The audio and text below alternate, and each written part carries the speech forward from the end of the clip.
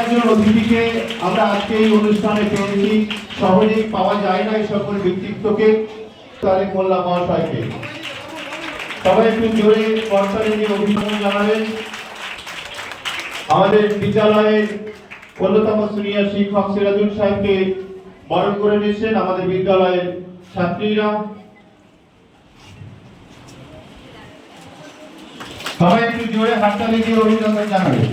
বরণ করে নিচ্ছে আমাদের বিদ্যালয়ের পরিচালন সমিতির সভাপতি শফিউদ্দিন সাহেব, তাকে বরণ করে নিয়েছেন আমাদের একাদশ শ্রেণীর ছাত্রীরা।